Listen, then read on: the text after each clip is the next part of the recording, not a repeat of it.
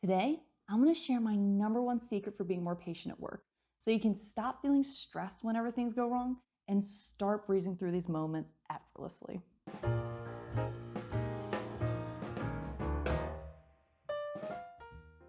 Hi, welcome back to another segment of Triple T where I reveal my top tips and tricks to help you excel at work and reach your highest potential. I'm Allie, and today I'm going to share with you the number one secret for being more patient at work. Have you been getting easily frustrated at work lately?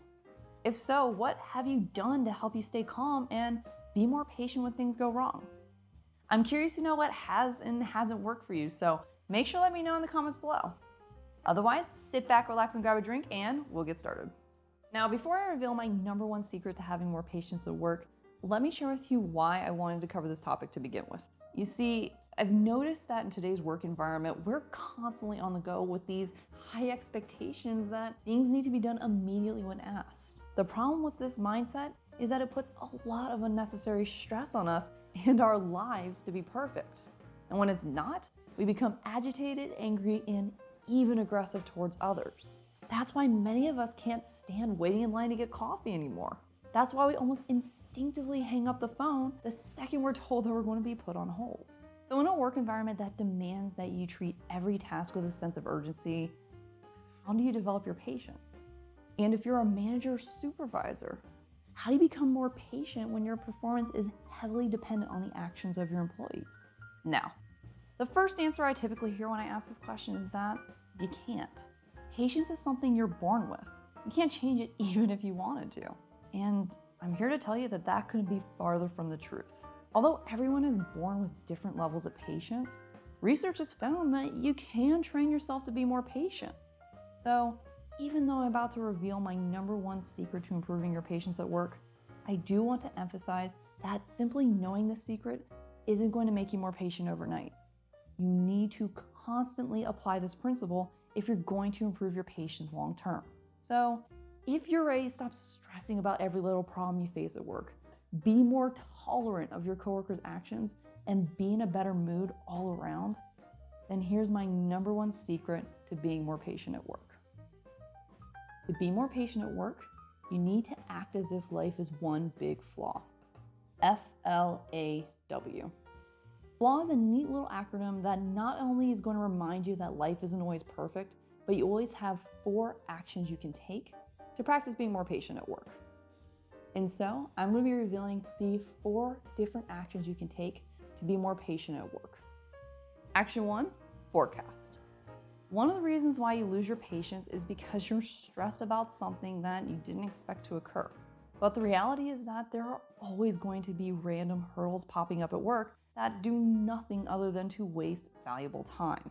So do yourself a favor and eliminate the shock factor by forecasting potential problems at work.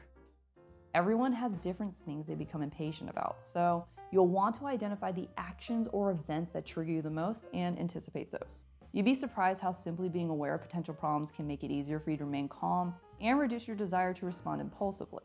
So long story short, if you want to be more patient at work, then you need to eliminate the surprise element when problems arise by forecasting potential problems. This will not only help you become more patient, but it will reduce the anxiety you have when something goes wrong and make it easier to shift to a problem-solving mindset. Action 2, listen.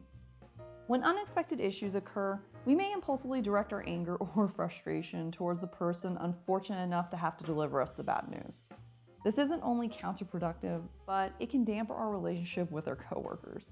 So if you want to be more patient, then you need to learn to keep those impulses in check. And I found the best way to do that is to ask what happened and listen carefully to the other person's response. Listening will allow you to get a full snapshot of what happened and make the best decision possible to address the issue. This will also give you a chance to quietly reset and keep your emotions at bay if you do feel the urge to respond aggressively. Action 3, acknowledge. Have you ever worked on a project that stopped moving almost out of nowhere? Now you have to wait for someone to respond to an email, or you have to wait for someone to give approval for the next step. Frustrating, isn't it?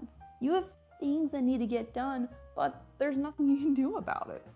It's unfortunate, but that's what happens. You're going to have to collaborate with others, work to their schedule, and follow policies and procedures. You trying to force a situation, whether it's taking action yourself or forcing other people to prioritize your needs is going to do nothing more than waste your energy and possibly ruin your reputation. So if you want to be more patient, then you need to acknowledge the situation for what it is. You need to accept that you're not always going to have control over a situation. And more importantly, you need to understand that sometimes the only thing you can do is wait. And the way to do this is surprisingly simple. Make a conscious effort to remind yourself that these things happen. You can even treat the secret in this video as a mantra of sorts. Repeat to yourself out loud that life is one big flaw and that these things happen.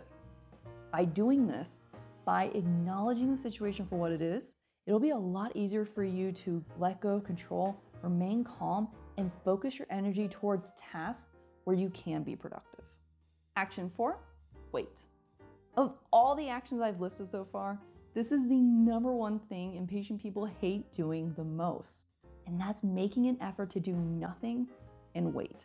When it comes to improving in any area, sometimes we have to do the most obvious thing we don't want to do. And in the case of patience, you need to wait. You need to sit back and let the issue resolve itself. Now, for people who really struggle with this, I recommend setting a timer and forcing yourself to do nothing about the issue until the timer goes off. More often than not, I found that the majority of issues resolve itself without you having to intervene. Now, I do get asked how long, and it really depends. You see, building patience takes time. So you want to start small and gradually work yourself up. So start with 30 minutes and then see how it goes and make changes from there. But by making a conscious effort to wait, you're going to reduce those urges you have to take action and significantly improve your patience. And there you have it, my secret for being more patient at work.